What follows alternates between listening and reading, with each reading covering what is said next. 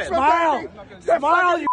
A crowd of horrified and angry bystanders confronts a man believed to be suspect, Kai G. Adam Low. Hello and welcome back to Asia Now. I hope you had a great weekend. In this video, I'll give you an update on that Filipino Festival crash that killed 11 people in Vancouver, Canada, a horrific crime by a Chinese national in Thailand, 3 cops arrested at a prison in the Philippines, and much more, starting with the Peso to USD exchange rate. Right now, $1 equal to 56.3. Here's our main story. By now, most of you must have heard about the tragedy that happened in Vancouver at the Lapu-Lapu Festival, Canada, and here's what we know so far. Shortly after 8 p.m. on Saturday, April 26, 2025, a guy by the name of Kai G. Adam Low was driving a black SUV near East 41 Avenue and Fraser Street, where the Lapu-Lapu Day block party was underway. Witnesses reported seeing a vehicle behaving erratically moments before it plowed into a crowd. Festival goers described scenes of chaos as SUV struck multiple pedestrians. 11 people were killed, including seniors and young child, and several others were seriously injured. Bystanders apprehended Low at the scene until police arrived. Motives and cause confirmed. Following an extensive investigation, the Vancouver Police Department concluded that the crash was not an act of terrorism, hate, or criminal violence. Instead, it was the result of a serious, acute medical episode experienced by Low. Chief Adam Palmer emphasized during a press conference, quote, "This was a medical tragedy, not an intentional act. There's no evidence suggesting terrorism, impairment, or criminal motive. Sources familiar with the investigation suggested Low may have suffered a seizure or cardiac event leading to sudden loss of vehicle control." This has been going on for far too long and throughout many administrations. We need that mandatory care faster. We need more of it, and we need it faster. We cannot take a government approach to this. Lives are on the line. Kai G. Adam Low remains in custody pending his next court appearance. Meanwhile, questions mount as to the full extent of his mental health history and what actions were or weren't taken by authorities. Now, when I first read the headlines of this, I was like, bullshit. Like, immediately, I'm like, oh, they're playing that mental nonsense card. And then you read more about it, and this dude lost his brother, and he went through his whole mental breakdown. For the past year, he's had like run-ins with the law, and they say that this happened because of exactly what I said, a seizure or some kind of cardiac event or whatever happened.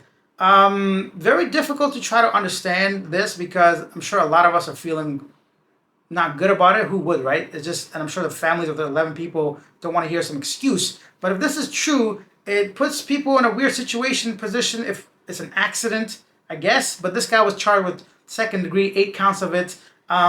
Let's see what happens with this, but it looks like he was mentally unstable and dealing with costs for a year. So I wonder why he still had a driver's license, or what was or should have been done. It's just difficult to try to understand a situation like this. For now, this is still a developing story, but may they rest in peace, and my condolences to the families. So our next story is from Thailand. Based off the seriousness of this crime, I can't really give you details the way I want to, but some 42-year-old man by the name of Tung Young Fu met a transgender woman and in exchange for services, but there was some argument about payment, so he basically ended her life and then dismembered her, taking her heart and putting her on her shoulder using scissors and doing some, and people said he tried to eat it as well. This guy is clearly not a normal person, so I'm glad he's caught, and just a wild, wild story if you guys know this by now. I can leave the link to the article in the description down below. Staying in Thailand, there are checks underway for 700,000 Thai mobile phone numbers of foreigners. Authorities will verify the names of foreign subscribers of 700,000 mobile phone numbers before deciding whether to terminate their mobile banking services in Thailand in June, according to the Ministry of Digital Economy. The minister said that the government requires the names of mobile banking service users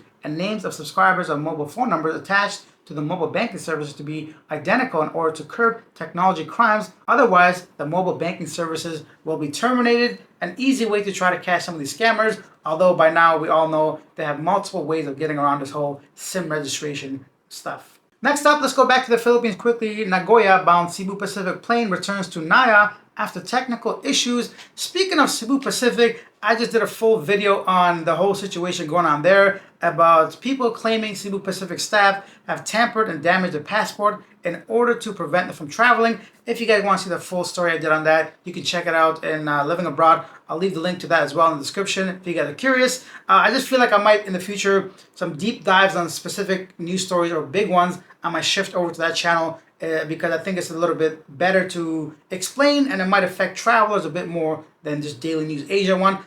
Regardless, if you want to see that one, it's on that channel.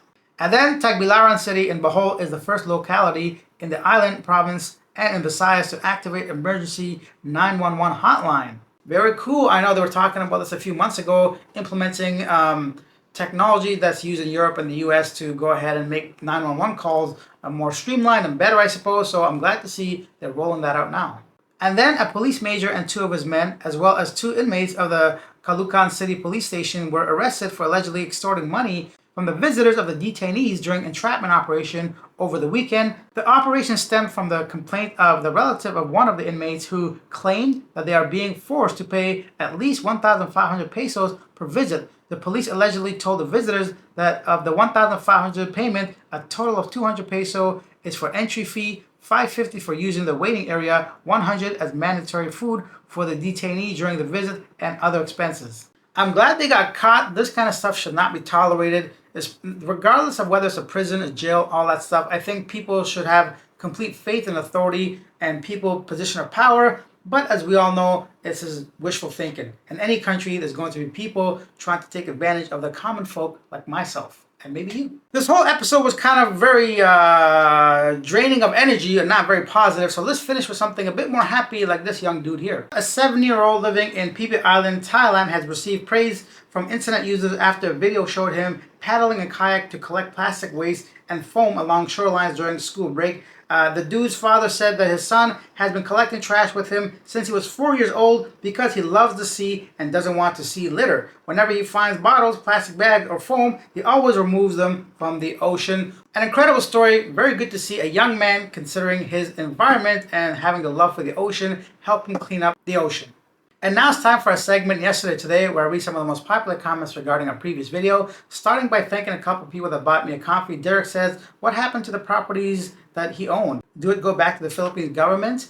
This is about the Chinese man that had 97 properties, but was a fake Filipino from yesterday's video. I just hit puberty, bro.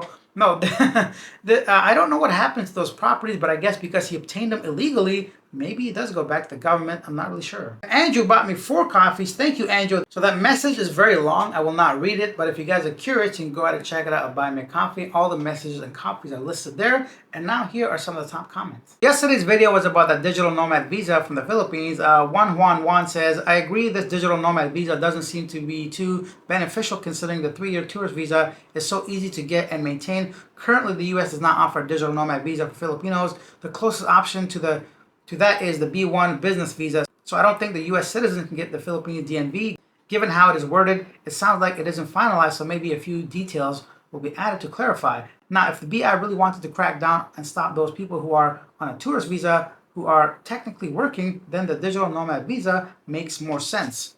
Syndig says, great news. Now they have to work on keeping the electricity and the reliable internet. Rain Bitcoin says, I'm a digital nomad headed to Cebu and I'll be sticking to traditional tourist visa. And Norm says, instead of the digital nomad visa, they should just increase the tourist visa to 60 days.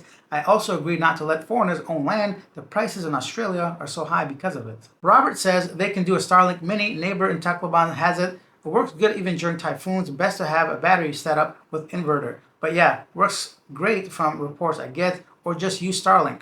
I mean, it sounds simple if you're living somewhere, but if you're a digital nomad, you want to reduce as much stuff as you're carrying. I can't imagine somebody wanting to carry a Starlight. I know that the Mini is like the size of a laptop, but that's just more stuff, more gadgets, more subscription monthly or whatever you got to do to maintain it, more cost, obviously. So it's a lot more work for someone that could just simply do what they're doing right now, right? So I get what you're saying. It works out in theory. A lot of the stuff people say makes sense from why the government might do it, why Starlink might be practical. But usually people that are traveling as a digital nomad, they want convenience, they want flexibility, they don't want to be worried about this kind of stuff. And yeah, so I mean, you could be right. I don't have it, I don't use it, but maybe I'll change my mind if I ever get Starlink Mini. Maybe that could be like a goal of me in the future, try to start some kind of like mission to get one of those.